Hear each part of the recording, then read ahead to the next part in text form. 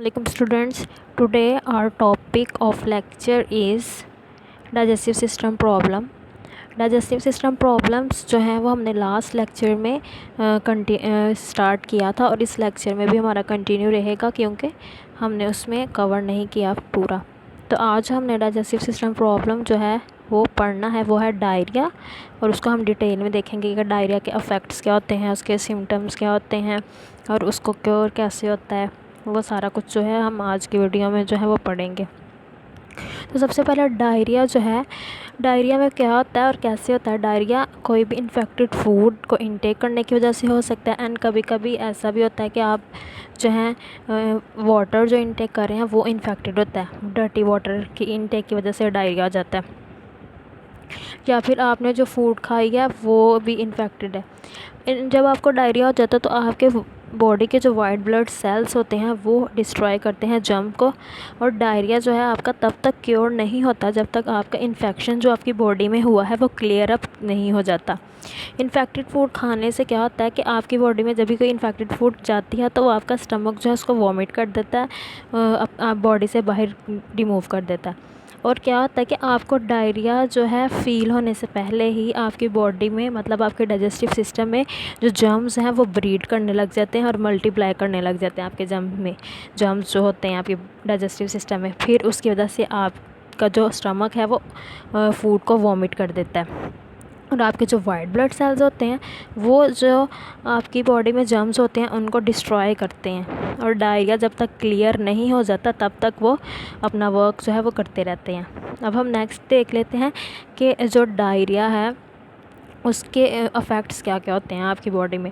Diarrhoea के during diarrhoea आपकी body में जितना भी वाटर, मिनरल, सॉल्ट्स, वाइटामिन्स हैं वो लॉस्ट हो जाते हैं, क्योंकि आपकी बॉडी में से थ्रू रन्स जो है वाटर और मिनरल्स वॉमिटिंग के थ्रू और रन्स के थ्रू जो है वो आपकी बॉडी से रिमूव हो जाता है। और डायरिया में कभी कभी बहुत ज़्यादा डिहाइड्रेशन भी हो जाती है, इसलिए डायरिया में हमें क्या करना चाहिए, एक्स्ट्रा हाइजीन का ख्याल रखना चाहिए और हमें वाटर इनटेक करते रहना चाहिए। कभी कभी स्वेयर कंडीशन में फिर ग्लूकोज का इनटेक करना पड़ता है, या ग्लूकोज की बोतल जो है, ड्रिप्स वगैरह जो है वो लगवानी पड़ती हैं।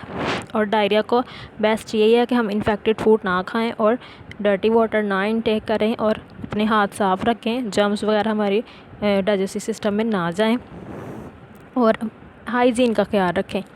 डायरिया में क्या होता है कि हमें सैनिटेशन का ख्याल रखना चाहिए, डर्टी वाटर इनटेक नहीं करना चाहिए, अपने हैंड्स को क्लीन रखना चाहिए। और इसके इन्फेक्शन जब आपको हो जाता है तो आपको क्या क्या फ़ील होता है, आपको एब्डोमिनल पेन और क्रैम्प्स, जो मतलब आपको पेट दर्द होता है, नोज़िया मतलब आपको वॉमिटिंग महसूस होती है, फीवर बुखार होता है, और आपको लूज़ मोशन या फिर वाटर स्टूल जो है वो आप कॉज हो जाता है।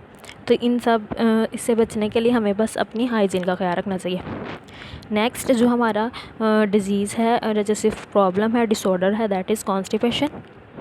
कॉन्स्टिपेशन में क्या होता है कि ये बहुत ही कॉमन डाइजेस्टिव सिस्टम का डिसऑर्डर है। ये क्यों होती है, जो भी आप फूड इनटेक करते हैं उसमें फ़ाइबर होते हैं। फ़ाइबर जो है आपकी डाइजेस्टिव सिस्टम उसको ब्रेक डाउन नहीं करता, बल्कि वो आपकी फीसिस मतलब आपका अनडाइजेस्टिव मटेरियल जो होता है, जो आपने अपनी बॉडी से एक्सक्रीट आउट करना होता है, उसको बनाने में, उसको फॉर्म करने में हेल्प करता है।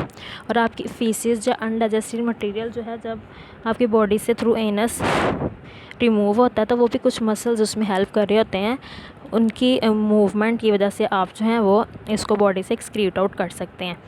सब जो लोग होते हैं उनकी डिफरेंट लेबोरेटरी हैबिट्स होती हैं, तो उन अपनी जो लेबोरेटरी हैबिट्स हैं उनके थ्रू ही आपको जो है इसको अपनी बॉडी से एक्सक्रीट आउट करना होता है। अगर आप रेगुलर पैटर्न नहीं फॉलो करते तो आपको कॉन्स्टिपेशन जो है वो हो सकती है। जब ज़्यादा देर आपकी जो फीसिस हैं या आपका अनडाइजेस्टिव मटेरियल आपके रेक्टम में रहता है तो उसमें से एक्स्ट्रा वाटर जो है वो अब्सॉर्ब हो जाता है, जिसकी वजह से आपकी फीसिस जो हार्ड और ड्राई हो जाती हैं और फिर उसको पास करना डिफ़िकल्ट हो सकता है। तो कॉन्स्टिपेशन की जो डेफिनेशन है वो है, painful passing of faeces is known as constipation.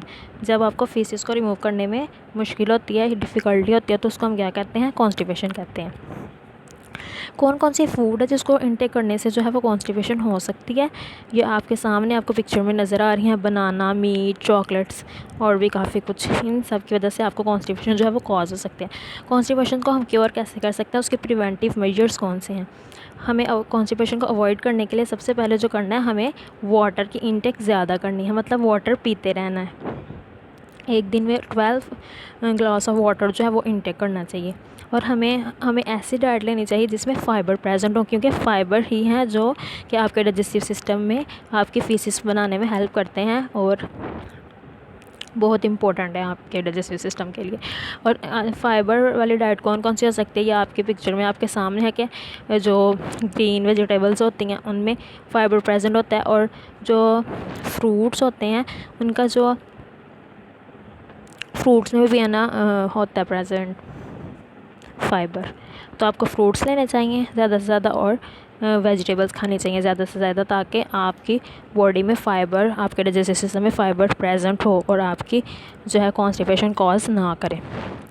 आज की जो हमारी डायरी है वो ये है कि आपने जो भी आपको पढ़ाया गया है वो आपने अच्छे से उसको रीड करना है, और आपको दोनों डिजीज़ के अफेक्ट्स, सिम्टम्स, ट्रीटमेंट वगैरह जो है वो सारे अच्छे से याद होने चाहिए, ताकि आप तीनों डिजीज़ को डिफ्रेंशिएट कर सकें कि इंडाइजेशन, कॉन्स्टिपेशन एंड डायरिया में डिफरेंसेस क्या क्या हैं, इनके सिम्टम्स क्या हैं, इनके कॉजेज़ क्या हैं, इनके इफ़ेक्ट्स क्या हैं, इनके ट्रीटमेंट्स क्या हैं।